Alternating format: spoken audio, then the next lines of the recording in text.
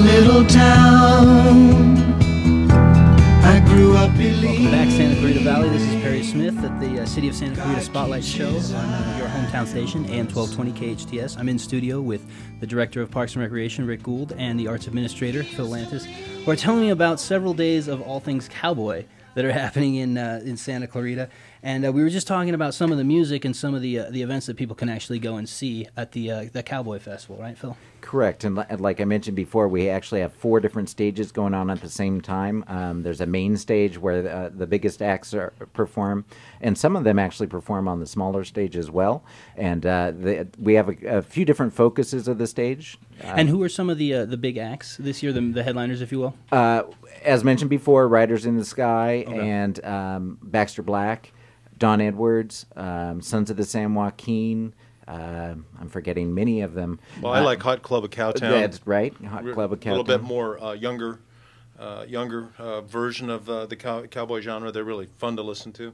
Yeah, and it's amazing the talent in the genre. It's the type of music that a lot of people don't know because it doesn't really get played on the radio. But once you hear it and kind of, and there's different styles, but it's great music to enjoy. And you'll hear songs from all the different acts that you're like, oh, I know that song. And it's not so much that they popularized it, but that they're performing songs from kind of throughout the history of the 20th century into the 21st. I was going to say, yeah, it's not just old classical cowboy music. Right. There's a lot of modern country rock and that type of folksier, newer music as well. Yes, stuff with a little beat, and Okay. yeah, it runs really the gamut. And we also have some Native American dancers and performers. We have a medicine show, which is really fun. It combines an old-time piano player and a magician and a guy who does gun spinning. So it's kind of so we have a little different entertainment across the board. We have humorists and poets. We also on Sunday at noon we have a contest through the local schools called the Youth Poetry Roundup, and the winners of that will actually get up on the stage on one of the smaller stages and read their poems, which is great every year to see those kids, especially the little tiny ones, kindergartners through 3rd grade, and they're just so beaming as they're reading their wonderful cowboy poems. And what age range is that? Is that kindergarten to 8th grade? Is that It goes all the way up to high school, Oh, and okay, I cool. believe we had over 300 submittals this year, which was a pretty good year for us. And it's not an easy thing to write a cowboy poem. so. Absolutely. Is there a prize for the winner, or is that a contest type of? It's a contest, but we don't have cash prizes. They Okay. they win awards, and it's just bragging rights, basically. Just right, good fun too. Yeah, absolutely. And then for the people that come out, we were saying there's tens of more than 10,000 people there. Right. This is not just a go ahead and park and walk over type Right, event. right. The city organizes it. There's obviously you can get information at santa-clarita.com and you check out Cowboy Festival. And on our website, Hometown Station, we have a few stories about some of the events that are going on and how you can catch that. But just if you're listening and you want to stop by, how do you do that? How do you park? It's actually pretty easy at this point because we no longer have online sales, so you do need to go, if you haven't got your tickets yet, you need to go to our shuttle site, which is located at 13th Street and Railroad, and it's a big grass field. You'll probably know it when you see it. There's signs directing you there from all different directions, and we basically park everyone there and then shuttle them back into the Plaza Rita Canyon to the Melody Ranch studio. And the reason we do that is obviously we're using pretty much all the ground we can at the studio itself at the ranch, so we need to have people park a little bit of ways. It only takes about 5 minutes. It's not a bad ride, and it's kind of communal and fun, and we try to keep people moving as fast as possible. Obviously, we have lots of buses moving people constantly, so it's pretty good. And you can just show up there. It's $20 admission for one day for adults, $10 for kids, and kids under 3 are free. So it's not too expensive, No. and really you can spend all day out there enjoying all the different acts and checking out the food and the music and all that sort of stuff. And what time are the events open until?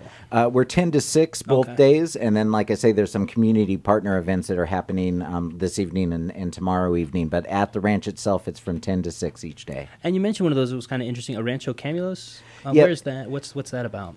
It's an event. It's actually probably going on very soon. It's a wonderful asset that we have. It's out the 126 heading to Ventura, and it's an old ranchero, I think is the right name to call it, but it's from the 1800s.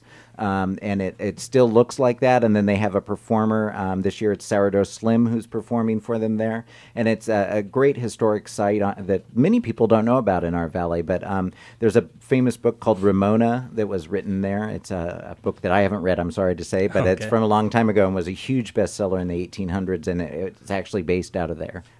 And so the admission, going back to that, sorry, it was $20 for the one-day pass for one person. Correct. And then you were saying there was other options, though. There's also there's a 2-day pass, and then there's a Friends of the Festival. Right. The Friends of the Festival's been shut down at this point. Oh, okay. You can't walk up. Okay. Yeah. We have to kind of predetermine how many are going to be there. Sure. And it is a limited number. The 2-day pass is basically you get a $10 break. So it's actually $15 for kids and $30 for adults. So if you're going both days, it's a great thing to do. And we have the sales right there at the shuttle site, and it's pretty obvious when you get to the shuttle site where to go, and they'll take care of you there, and you can buy either option at the gate. And you were saying there's food, there's tri-tip, there's cobbler.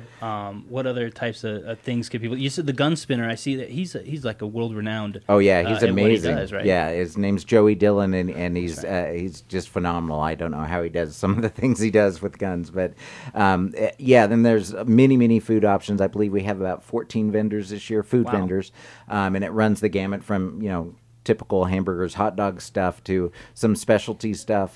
We have fry bread out there and a lot of folks doing different types of meat in particular, but there are vegetarian options, so really a little bit of everything. And what was the name of the movie that you were saying was going to be screened?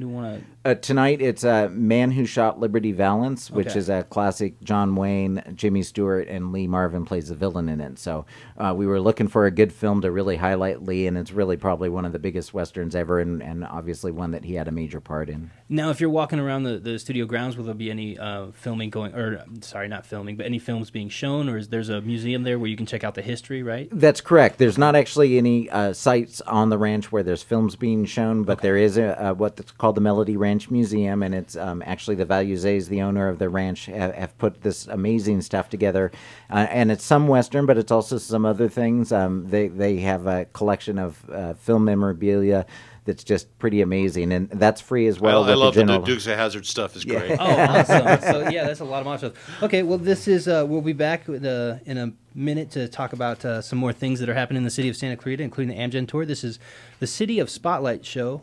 The City of Santa Clarita Spotlight show with your host Perry Smith at Hometown Station on AM 1220 KHTS.